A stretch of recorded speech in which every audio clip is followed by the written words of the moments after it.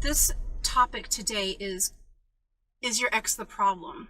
I go to Facebook groups and I read online. That's part of my market research, and that's how I serve you all better. I read what you're complaining about and what you're in pain about. And a lot of you are complaining about stuff your ex is doing. Now, I get it. Your ex is a total pain in the neck. You know, your ex is not taking your child to the extracurriculars. Your ex is texting you all day long, and your ex is saying really mean things to you. You know, your ex is taking you to court and trying to financially drain you.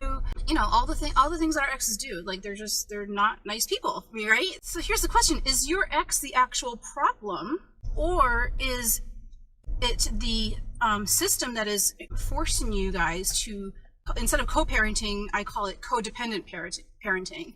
Are you being forced into a codependency arrangement with your former partner who you left for a reason, or you know, you guys mutually parted ways for a reason, and are you being forced to be codependent with each other as a result of your going to court, and are you being forced into a different kind of relationship with your ex than what you would otherwise choose, which is probably as little contact and as many boundaries as possible? Is your ex really the problem? Let's say that a bunch of 5 burglars broke into your house and stole your grandmother's jewelry and like painted the walls and just, you know, threw mattresses in the pool. You know, I used to watch Bad Girls Club, and like that's the kind of stuff they did to each other. They poured bleach on each other's clothes and threw their mattresses in the pool.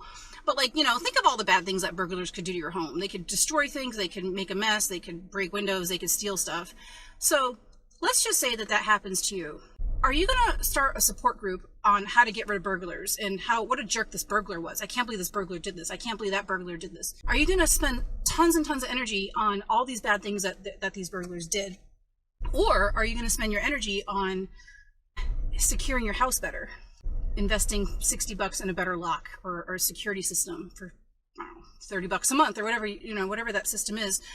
Or are you going to spend your energy on reforming the police department that told you that your house was never broken into? You must have just been a messy housekeeper, and stop bothering them with your problems. So where are you going to put your energy? Is your energy really going to go into how to get rid of burglars and how to reform burglars, how to get these people to stop doing what they're doing? Think about where your energy is going and where you're spending your money, because a lot of us are spending money to fix problems that we really will never be able to fix. Parenting coordinators, co-parenting counseling, you know. So are you spending a lot of time and energy on those systems to facilitate a relationship that you don't want in the first place? You know, you don't want that codependency with your ex. You guys don't want to have to ask each other permission to do things like baseball and can I take my kid to church? You know, like the court wants you to basically still be married to each other and have conversations that would just result in a lot of chaos and your child not getting their needs met.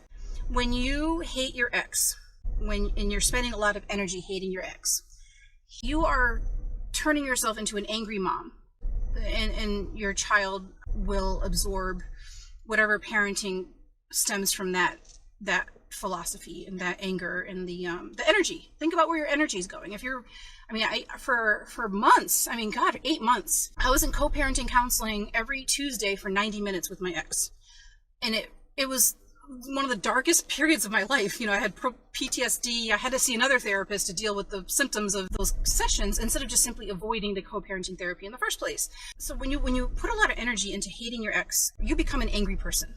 You just become an angry, scorned, bitter woman that everybody's always talking about. You know, the scorned, angry, like, bah. But when you hate the system and you put your energy into reforming the system and reforming you and reconstructing your own boundaries and your own energy, it's the same kind of like attitude. Like, you still don't like something, you still want to change something, but when you put your energy into those other systems, you become an activist. So think about the shift there, where you're, instead of spending money hating somebody, you're spending money instead of spending, it is money, energy, time, and money hating somebody, a single human being. You're spending that same amount of energy and time and money hating something else that's a system, like the family courts. And when you go down that second path, you become an activist. And being an activist carries positive vibrations, as opposed to like this, you know, devolved way of being when you put all your energy into hating a single person. So just think about that. Think about, like, you know, can I rechannel this? Can I let this go here? Can I let go and maybe put a tiny percent of my time and energy into this person, and then put the rest of my time and energy into me and like rebuilding myself, rebuilding my boundaries, and working towards reforming the system. So think about where you might want to spend your energy. All right, so I hope you enjoy the rest of your weekend, and I have a Facebook group I want you to join. You do have to answer the questions. Just, it's like 3 questions, so I'll put the link to my group in the comments, so do join that Facebook group. Okay, I look forward to hearing from you all. Bye-bye.